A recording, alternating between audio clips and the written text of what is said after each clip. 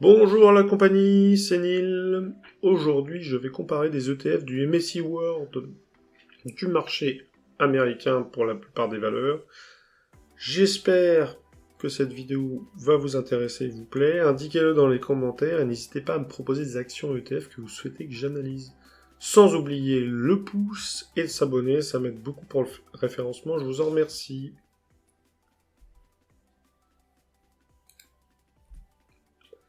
Avertissement, comme toujours, petit disclaimer, tout ce qui est présenté ici est à titre d'information, cela ne constitue en aucun cas des conseils en investissement. Investir en bourse comporte des risques de perte totale ou partielle de votre capital. Attention, les performances passées ne garantissent en rien des résultats futurs. Vous êtes prévenus, soyez responsable de vos actes et informez-vous avant d'investir. On commence par une petite définition, bien sûr, pour ceux qui ne connaissent pas l'ETF. Donc ETF, ça signifie Exchange Traded Fund en anglais, ou fonds négociés en bourse en français. C'est un type d'investissement, en fait, qui a pour objectif de répliquer la performance d'un indice. Par exemple, le CAC 40, ou le S&P 500, le Nasdaq, ou même, ici, le MSCI World. Alors, le MSCI World, c'est assez particulier. Donc, quand le MSI, ça signifie Morgan Stanley Capital International, c'est une société qui crée des indices boursiers. Ici, l'indice qui représente le monde, ou en tout cas, qui essaie de représenter au plus proche le monde. Ça peut couvrir, dans certains cas, les marchés des pays développés à travers le monde et des pays en cours de développement. La majorité du temps, c'est sur les marchés des pays développés à travers le monde. Attention, même si cette valeur semble intéressante, elle peut avoir des biais du fait d'être principalement sur les pays développés, surtout en période d'évolution comme actuellement. Alors, quand on investit dans un ETF World, quels sont les risques? Alors, de manière générale, sur un ETF, il y a un certain nombre de risques. Le premier risque, c'est les risques de marché. En gros, l'ETF va suivre le marché, avec une variation potentielle par rapport à cet indice de référence. Donc si le marché baisse, eh bien l'ETF va baisser également. Le deuxième élément est lié au risque de liquidité. Si votre ETF est trop petit, dans des cas de vente ou de rachat, ça risque de prendre du temps. Et en plus, ce temps va avoir un impact sur la baisse de votre ETF.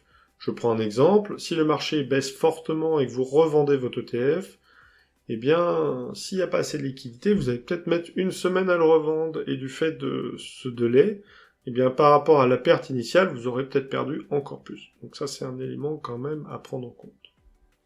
Ensuite, on a le risque de change. Donc, je prends un exemple, vous avez un PEA, vous voulez investir sur un MSCI World. Alors le problème, c'est que le MSCI World, on a plein de valeurs qui sont en dehors de l'Union Européenne. Donc logiquement, vous ne devriez pas pouvoir investir. Mais il y a des ETF qui permettent quand même cet investissement. Et dans ce cas-là, vous investissez sur des valeurs en dollars alors que vous êtes en euros.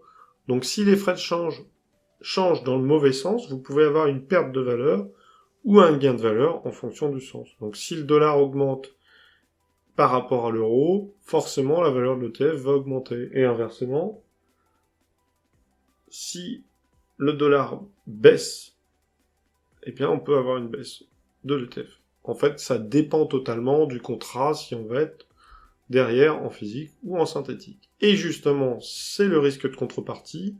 L'ETF synthétique, en gros, qu'est-ce que c'est que l'ETF synthétique et des ETF à réplication physique?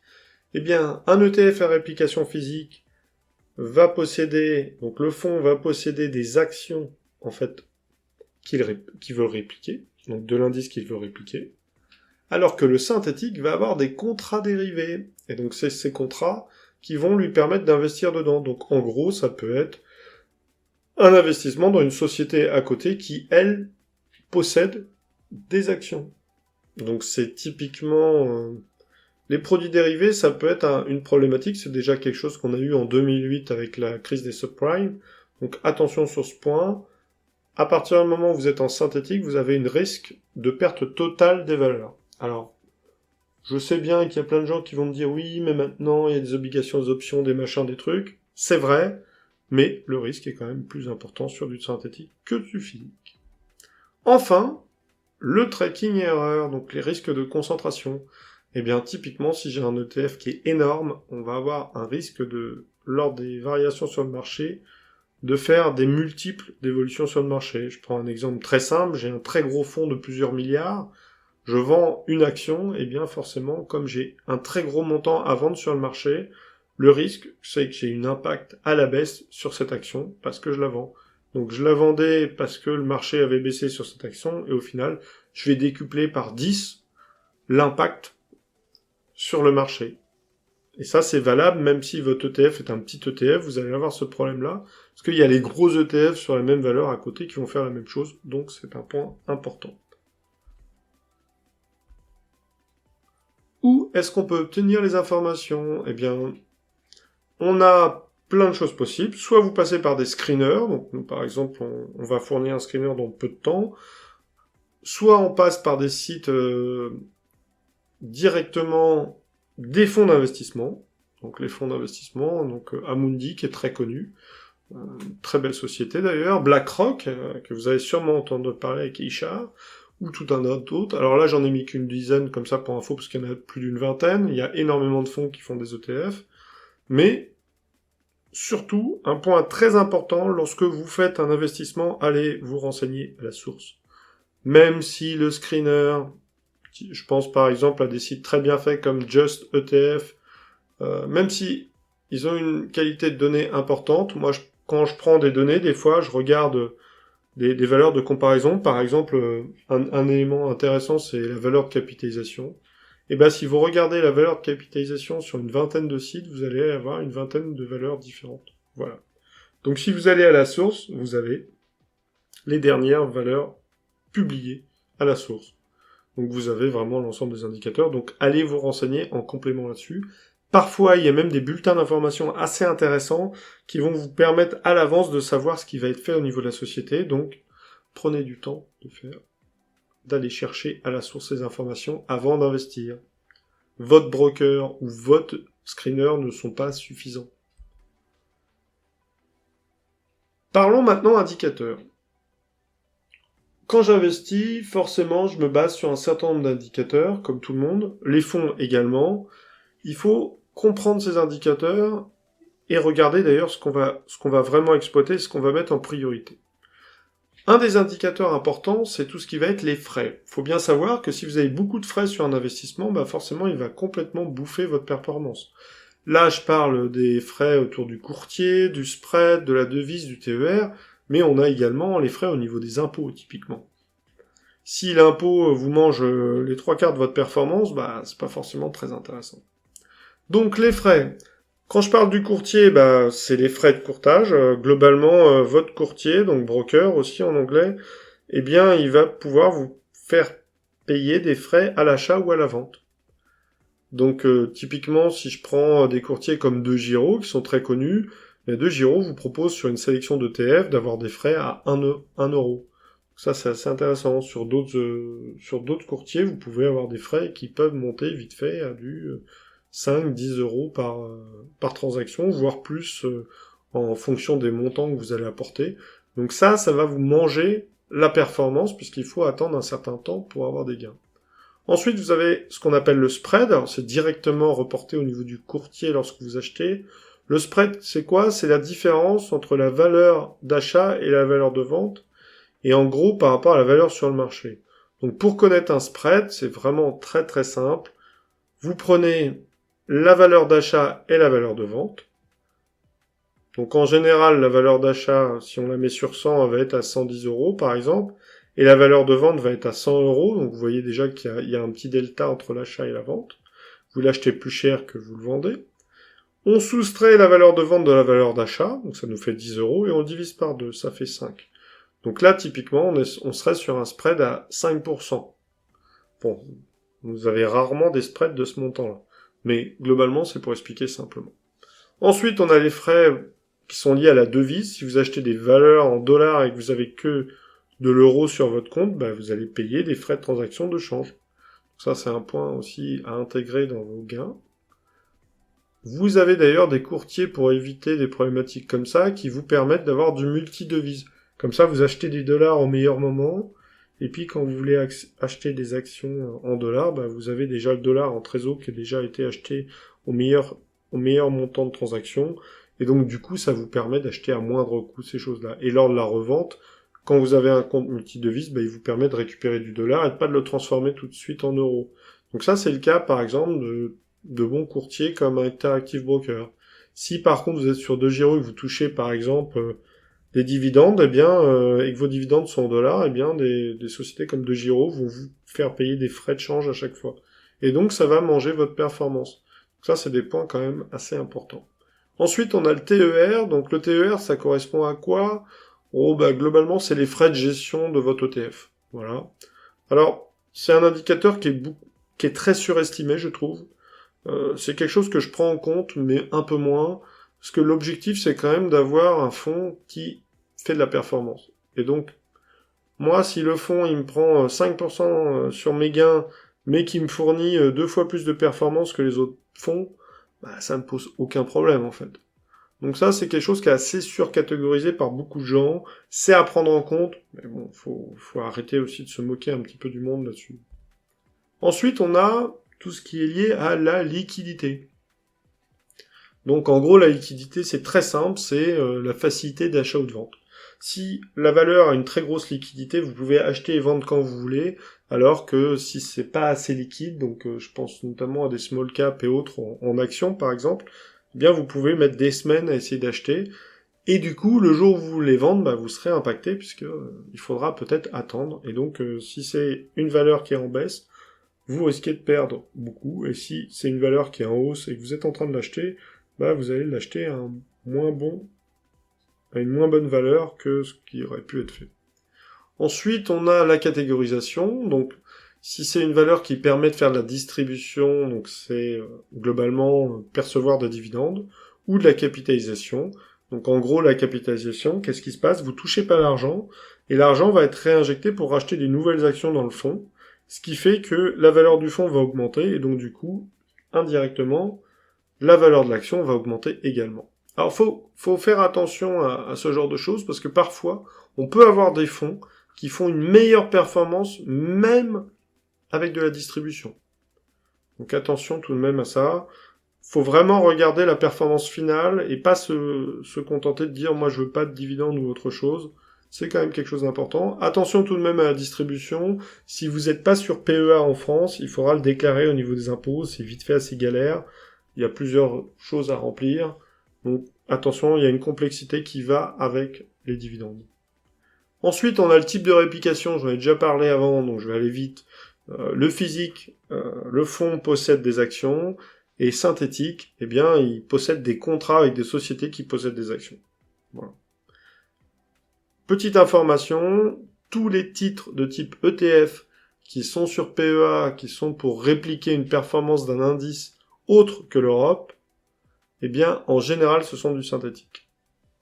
C'est même obligatoire, c'est du synthétique. Le prix d'achat, comme toujours, c'est quelque chose de très important. Pourquoi ?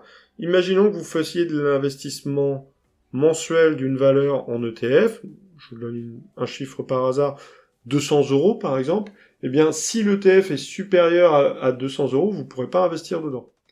Donc attention, le prix est quand même un facteur important. Certains brokers, donc ça c'est pas le cas en PEA, mais vous permettent d'acheter des fractions d'actions, donc dans ce cas c'est pas forcément un problème, mais la majorité des courtiers quand même ne vous proposent pas ça, donc le prix est quand même important. Ensuite, le point pour moi qui est le premier critère avant de faire de la sélection sur autre chose, c'est quand même l'évolution du cours, donc le rendement potentiel. Comment évolue le cours? Est-ce qu'on a un cours qui est en évolution constante? Est-ce qu'on a quelque chose qui est sous forme de vague? Ça, ce sont des points importants. Et puis, on va aussi avoir la périodicité des dividendes et aussi les périodes d'évolution de l'action. Donc la périodicité des dividendes, c'est autour de quelque chose qui va être, par exemple, une fois par an, trimestriel, semestriellement, voire même mensuellement. On a des valeurs qui font du rendement mensuel.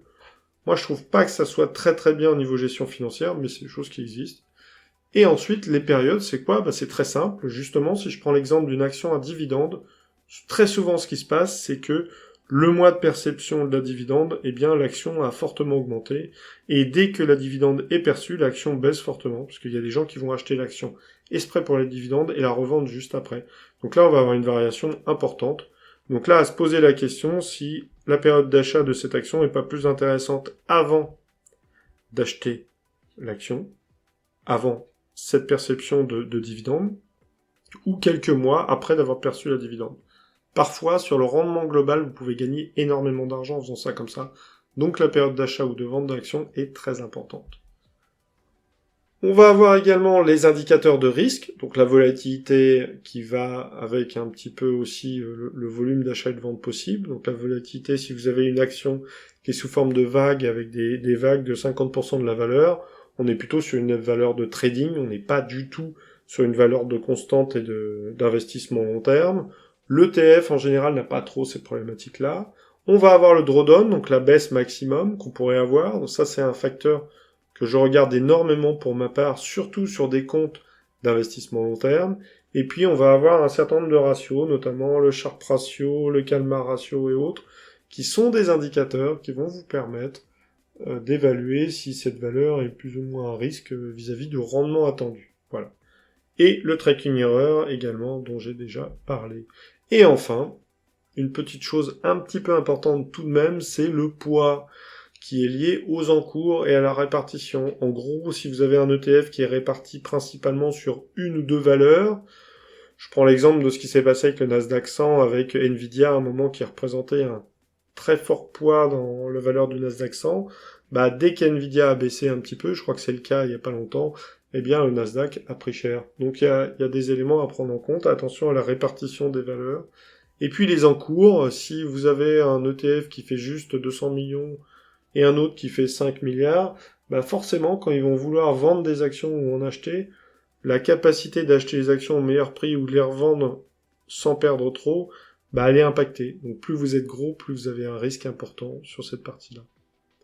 Et enfin, si on devait un petit peu réduire ces indicateurs clés déjà dans un premier temps, on pourrait, en intégrant bien sûr les rendements et les frais aussi, donc on partirait sur un rendement par exemple supérieur à 10% par an, un ratio de Sharpe supérieur à 1 idéalement, donc qui permettrait d'avoir un rendement ajusté au risque.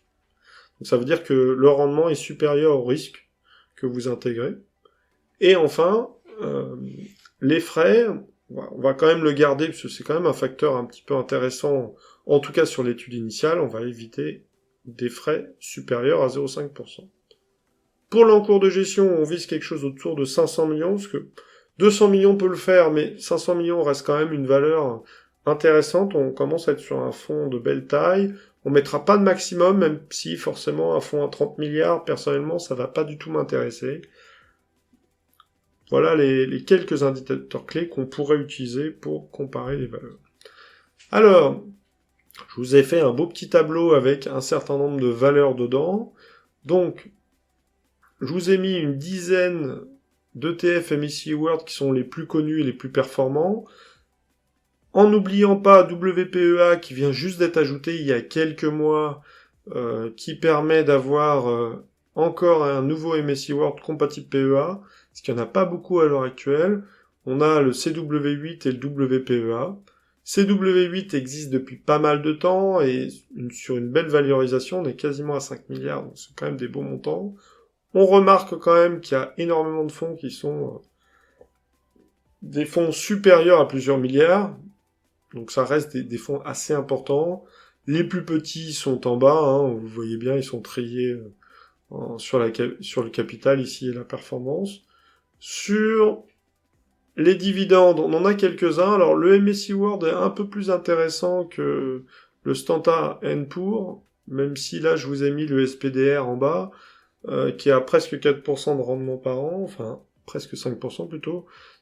On est principalement sur, donc si je prends le Amundi, on est sur un versement par an autour de 1,59%, ce qui est pas énorme, on voit qu'on est très proche on est entre 1 et 2% pour du MSCI World, et l'exceptionnel SPDR en bas, du coup, qui est plutôt c'est normal, c'est un ETF à dividende, qui est en forte dividende en plus. Alors moi, j'aime pas trop les ETF qui ont beaucoup de dividendes.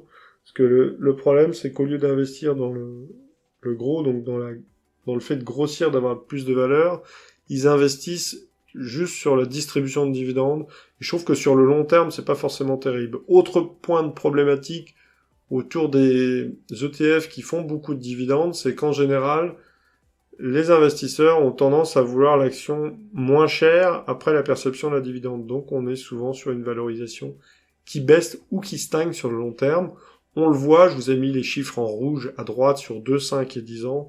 Et on voit que sur 2 ans, il a perdu presque 1%. Sur 5 ans, on est quasiment à 10% de perte. Et puis sur 10 ans également. Donc on est quand même, voilà. Il y a un élément à prendre en compte, c'est que sur la valeur globale, vous perdez. Maintenant, ça peut être quand même une idée sur un portefeuille orienté dividende pour avoir du rendement mensuel, pour s'en sortir. Ça peut être un complément.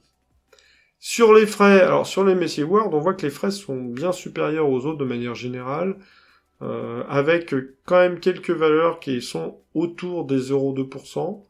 Mais on va vite fait sur des choses autour des 0,3 voire 0,4% de frais. Attention, forcément avec les dividendes, vous avez des frais supérieurs puisqu'il va falloir intégrer des frais de distribution de la dividende qui sont coûteux en gestion. Donc c'est tout à fait normal d'aller voir des frais de gestion plus grands. Si on regarde la performance maintenant du MSCI World sur 10 ans, c'est assez intéressant. On voit on est quand même sur les beaux fonds entre 150 et 200% de rendement. Donc on est quand même sur des choses avec des risques quasiment, pas nuls, mais des risques très faibles sur 10 ans, avec quand même une augmentation de valeur qui est assez intéressante. Vous avez doublé quasiment sur 10 ans, ou au moins fait 50%, donc avec une moyenne supérieure à 5% par an à peu près de rendement, c'est plutôt très correct.